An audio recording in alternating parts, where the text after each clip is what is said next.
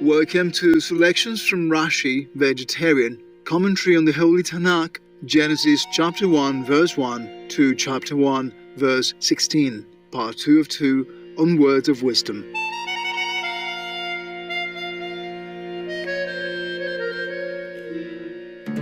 Rabbi Shlomo Yitzchaki, Vegetarian, also known as Rashi, was a medieval French rabbi who is considered one of the most influential Jewish commentators in history. Born in 1040 in Troyes, Champagne, in northern France, Rabbi Shlomo Yitzchaki was a gifted scholar whose commentaries on the Holy Tanakh, Hebrew Bible, and the Talmud have been instrumental in helping people throughout the ages better understand the teachings of Judaism. From children to adult scholars, his use of simple language has helped people from all walks of life gain wisdom and opened their hearts to uncover their essential love for God. His commentaries were used throughout Europe, translated into many languages, and even to this day are the most often used commentaries. Rabbi Shlomo Yitzchaki emphasized that the diet in the Garden of Eden was a vegan one with no animal people products, and that this was the original diet God intended for us. God did not permit Adam and his wife to kill a creature to eat its flesh. Only every green herb were they to all eat together. Let us continue with excerpts of Rashi's commentary on Genesis as translated by Rabbi Rosenbaum and Dr. A.M. Silberman. And God made the firmament and divided the waters which were under the firmament from the waters which were above the firmament. And it was so. Genesis chapter 1, verse 7. Holy Hebrew Bible, Holy Tanakh. Rashi on Genesis chapter 1, verse 7. And God made the expanse. He put it in proper condition in its place. This is the meaning of making it. Similarly, Deuteronomy chapter 21, verse 12. And she shall let grow, literally make her nails. Above the expanse. It is not said here upon the firmament, but hanging from above, because they, the waters, were suspended in space. Genesis Rabbah, chapter 4, verse 3. Why is it not stated in reference to the work of the second day that it was good? Because the work associated with water was not completed until the third day. He only began it on the second. And anything that is not completed is not in a state of perfection and at its best, and so cannot be termed good. Therefore, on the third day, when he completed the work associated with water and another work was commenced and finished, the words are repeated, once in reference to the completion of the work of the second day, and again in reference to the completion of the work of that day. Genesis Rabbah chapter 4, verse 10. And God called the firmament heaven, and there was evening and there was morning, a second day. Genesis chapter 1, verse 8. Holy Hebrew Bible, Holy Tanakh. Rashi on Genesis chapter 1, verse 8. And God called the expanse heaven. The word heaven may be regarded as made up of carry water, or there is water, or fire and water. He mingled fire with water, and of them he made the heavens. Hagigah 12a. And God said, Let the waters under the heaven be gathered together unto one place, and let the dry land appear. And it was so.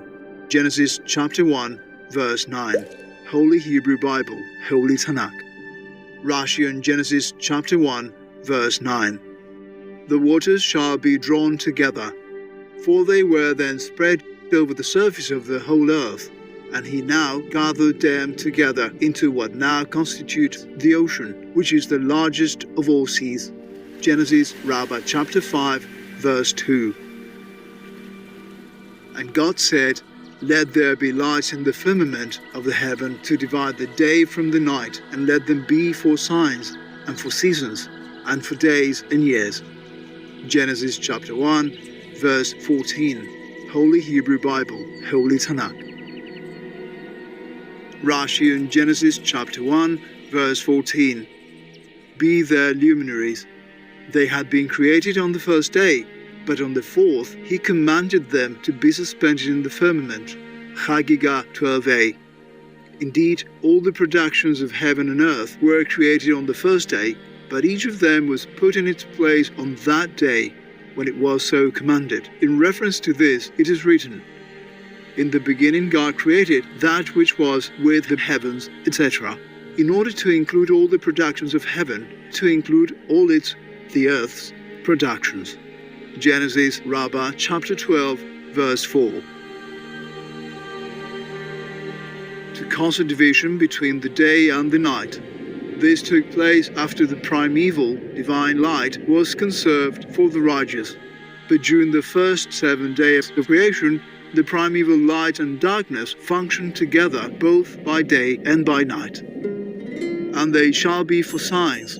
When the heavenly luminaries are eclipsed, it is a sign of ill omen for the world, as it is written, Jeremiah chapter 10, verse 2. Be not dismayed at the signs of heaven. When you carry out the will of the Holy One, blessed be He, you need apprehend no calamity. Sukkah 29a. And for seasons, festivals.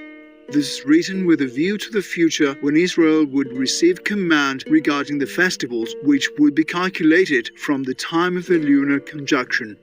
Genesis Rabbah chapter 6, verse 1. And for days. The sun functions half a day and the moon the other half, together a full day. And for years. At the end of 365 days, they complete their course through the 12 signs of the zodiac that attend them, and that is 1 year. They then begin to revolve a second time in a circle similar to their first cycle. And let them be for lights in the firmament of the heaven to give light upon the earth. And it was so. Genesis chapter 1, verse 15. Holy Hebrew Bible, Holy Tanakh. Rashi in Genesis chapter 1, verse 15. And let them be for lights. They shall serve also this purpose, namely, to give light to the world. And God made the 2 great lights, the greater light to rule the day, and the lesser light to rule the night, and the stars. Genesis chapter 1, verse 16. Holy Hebrew Bible, Holy Tanakh. Rashi in Genesis chapter 1, verse 16. The great luminaries. They were created of equal size, but that of the moon was diminished because she complained and said, it is impossible for 2 kings to make use of 1 crown. Choling 60b.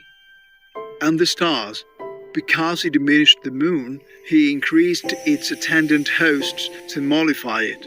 Genesis Rabbah chapter 6, verse 4.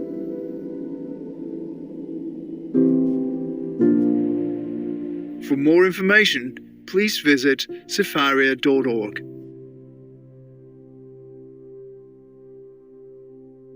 It's so important that we expose and end speciesism because it causes tremendous suffering to every other species of animals we interact with, and their lives matter to them the way our lives matter to us. Ryuji Chua, vegan.